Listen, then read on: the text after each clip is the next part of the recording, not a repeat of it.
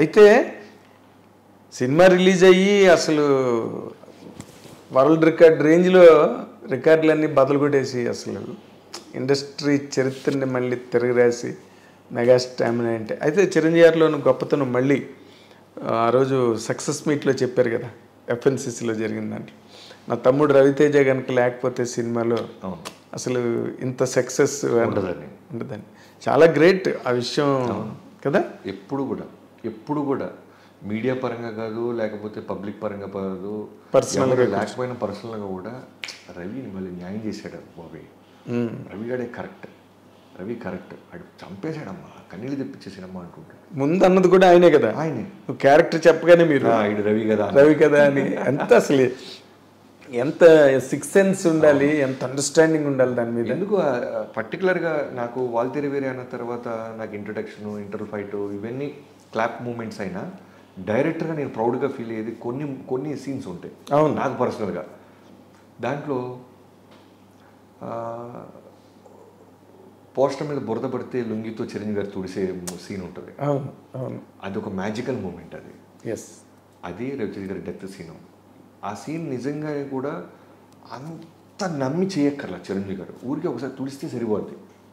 But ఆయనే 2-3 సార్లు తుడిసేసి బురద ఆయనే కొంచెం వేసేసి అంటే పైగా మీకు ఆ సీన్ గురించి చెప్పాలి, ఇది కూడా ఎక్కడ చెప్పాలా. ఫస్ట్ ఆ సీన్ మేము ఎక్కడో ఒక లైవ్ లొకేషన్లో అనుకున్నాం, నాట్ రామోజీ ఫిల్మ్ సిటీ, ఒక కాలనీ ఏదో అనుకున్నాం. ఎక్కడంటారు అది, మన రామోజీ ఫిల్మ్ సిటీ వెళ్తున్నప్పుడు దిల్సుఖ్ నగర్ తర్వాత ఏదో వస్తుంది. అవును, వనస్థలిపురం, అక్కడ ఎక్కడో ఒక రియల్ కాలనీలో ప్లాన్ చేసాం. మీకు చెప్పాను కదా, నాకు రెక్కీకి వెళ్ళే టైం కూడా లేదు. ఆ సీన్ ప్రతిరోజు షూటే, exactly 91 days non stop shoot. 91 days. Maybe నాకు తెలిసి మ్యాసివ్ పొరపాటున ఏదన్నా ఒక హాఫ్ డేనో సండేనో లేకపోతే ఆ రోజు పెను తుఫాన్ వచ్చో ఏదన్నా వచ్చి ఆగటం తప్ప 91 days non stop shoot Waltair వేరే.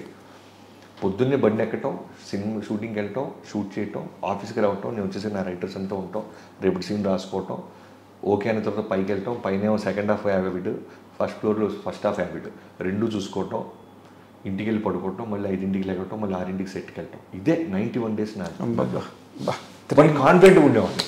3 months మ్యాసివ్ కోర్స్. అసలు అన్నీ కూడా బలమైన సీన్స్, ఏది కూడా సాంగ్ అనో ఫైట్ అన్నీ ఏ సీన్కి ఆ సీన్, ఏ ఎపిసోడ్కి ఆ సీన్ అలా ఉంటాయి. కాదు, మిలిటరీ ట్రైనింగ్ కూడా ఇంతకన్నా మామూలు కొంచెం ఈజీగా ఉంటుందేమో. 3 నెలలు కంటిన్యూస్గా అంటే రియల్లీ. ఇప్పుడు ఆ సినిమా మీరు చెప్పినట్టుగా ఆ సినిమా రిలీజ్ అయ్యి అంత పెద్ద హిట్ అవ్వడం, ఆయన అన్ని చోట్ల కూడా చాలా ఓపెన్గా మీ గురించి కూడా అసలు ఎంత బాగా అంటే దాచుకోకుండా, ఇప్పుడు అంత పెద్ద హీరో నేను చేశాను అని అంటే అయిపోయింది, క్లోజ్, మొత్తం క్లోజ్. కానీ మా బాబీ అని మొన్న కూడా అవనిగడ్డలో 365 రోజులు ఆడింది. వాట్ ఈజ్ ఇట్ అండి అసలు? మీరు ఎక్స్పెక్ట్ చేశారా రామకృష్ణ థియేటర్లో? అంటే 1 year ఒక సినిమా ఇప్పుడున్న పరిస్థితుల్లో ఆడిద్ది అనేది ఎక్స్పెక్ట్ చేయడం అసలు impossible thing. Out of dream. 3 రోజులు 5 రోజులు 2 వారాల సినిమా, ఇప్పుడున్న 2 వారాలు ఆడటం అంటే చాలు, నిర్మాత happy, director happy, fans happy.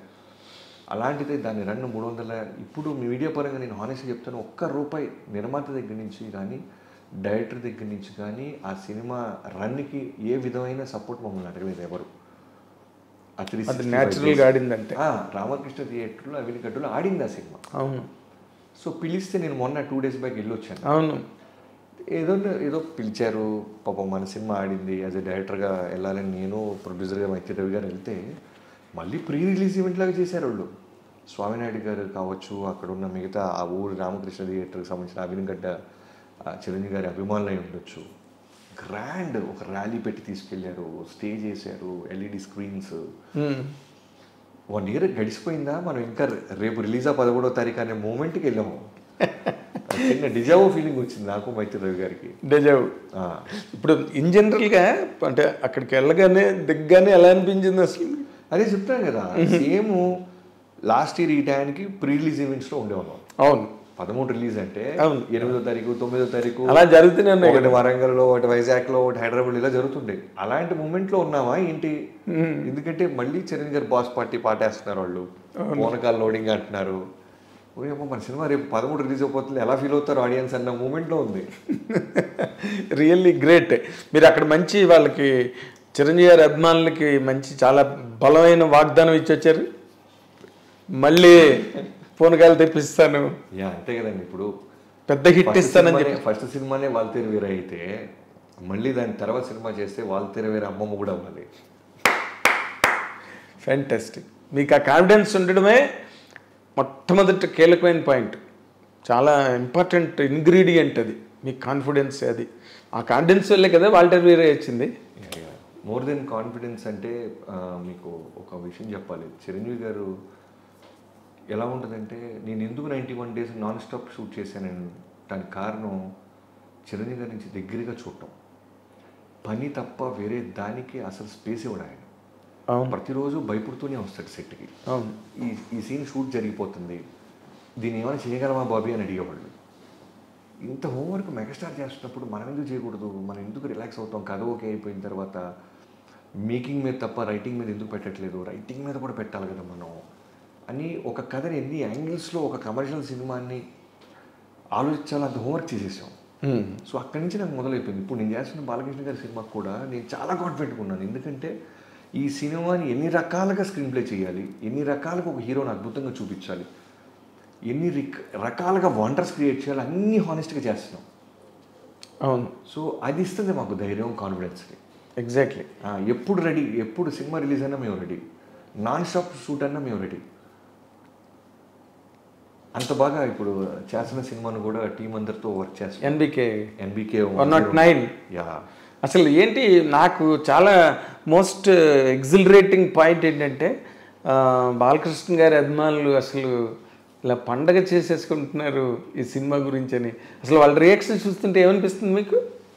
అంటే అదే దీని ఇంటర్వ్యూ టేక్ ఆఫ్ ముందు మీరే ఒక మాట అన్నారు, అతి చిన్న వయసులోనే చాలామంది స్టార్స్, బిగ్ స్టార్స్తో చేసే అవకాశం. ఎస్, అలా I have seen a long way of industry. So అలా పవన్ కళ్యాణ్ గారితో చేయటం, జూనియర్ ఎన్టీఆర్ గారితో, జైల్లో కుశ వెంకటేష్ గారు, నాగ చైతన్య, చిరంజీవి గారితో చేసిన తర్వాత ఇంకా ఉన్న బిగ్గెస్ట్ స్టార్స్ అంటే మనకి బాలకృష్ణ గారు.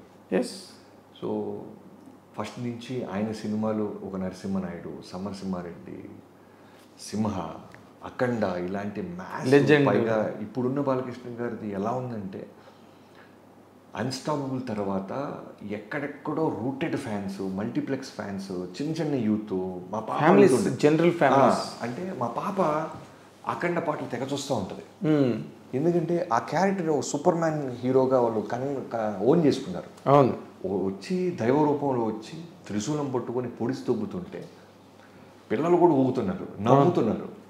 సో అలాంటి బాలకృష్ణ గారిని ఇప్పుడు మనం వాల్తేరు వీరే తర్వాత నాకు రావటం నిజంగానే, నీకు అన్నాను కదా రవితేజ గారిని ఇస్తున్నప్పుడు మైత్రి రవి గారు ఎలా అయితే ఒక ప్రేమతో ఒక బండరాయిని వార్నింగ్గా ఇచ్చారో, అలా ఒక బిగ్గెస్ట్ సక్సెస్లో ఉన్నారు బాలకృష్ణ గారు. బ్యాక్ టు బ్యాక్ అఖండ, వీరసింహారెడ్డి, భగవంత్ కేసరి, వేరే స్ప్రీలు ఉన్నారు ఆయన ఓపెనింగ్స్, ఆయన బిజినెస్, ఆయన ఫ్యాన్ బేస్, ఓవేషన్ ఈ రోజున. యా. సో ఇప్పుడు చిరంజీవి గారి తన తర్వాత బాలకృష్ణ గారికి అనగానే ఆ రెస్పాన్సిబిలిటీ మళ్ళీ యాజ్ ఇట్ ఈస్గా నాకు ఇప్పుడు మీరు చెప్పిన పాయింట్ చాలా బాగుంది. ఎందుకంటే బాలకృష్ణ గారికి ఉండే బీసీ అభిమానులు, బీసీ సెంటర్స్, మామూలు మాస్ థియేటర్స్ ఇవన్నీ ఉండగా ఈ అన్స్టాపబుల్ వచ్చిన తర్వాత ఈ బికేమే. మీరు మంచి మాట అన్నారు. నేను ఈ కథ రాసినప్పుడు నా ఫస్ట్ మేము ఒక వర్త్ లాగా తీసుకుంది ఏంటంటే, ఫస్ట్ లైన్ మేము స్క్రిప్ట్ రాసినప్పుడు బాలకృష్ణ గారితో project take off before, Balakrishna గారికి ఉండే మ్యాసివ్ బీసీ సెంటర్ అభిమానులు ఓట్ బ్యాంక్ లాగా fan base as it is ఉంటుంది. మాస్ థియేటర్స్ బాబీ తీసినా ఇంకా ఎవరు తీసినా ఆ ఫ్యాన్ బేస్ వస్తుంది. అది బ్యాంక్, అది బ్యాంక్.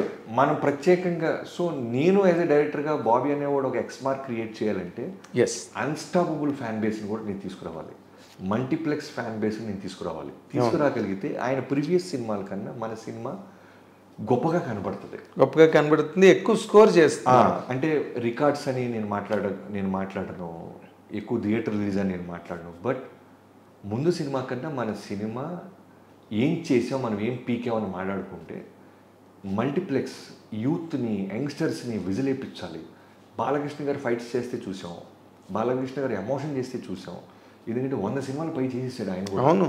సో కత్తి మీద సాము చిరంజీవి గారితో బాలకృష్ణ గారితో చేయటం అనేది కత్తి మీద సాము. ఎందుకంటే అన్ని అవతారాలు చూసేశారు ఫ్యాన్స్. అవును.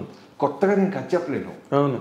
ఓన్లీ థింగ్ ఏంటంటే వాళ్ళకున్న క్వాలిటీస్ అన్నీ ఉంచుతూ బాబీ అనేవాడు ఇది కూడా చూపించాడు అనేది నేను ఏం చేయగలను అనేది హోంవర్క్ ఎక్కువ చేశాం. ఇది కూడా ఆల్మోస్ట్ మేము ఫిబ్రవరి ఎండింగ్ నుంచి మొదలెడితే మొన్న మేము స్టార్ట్ చేసేదాకా ఆల్మోస్ట్ 8 నెలల కష్టం మాది.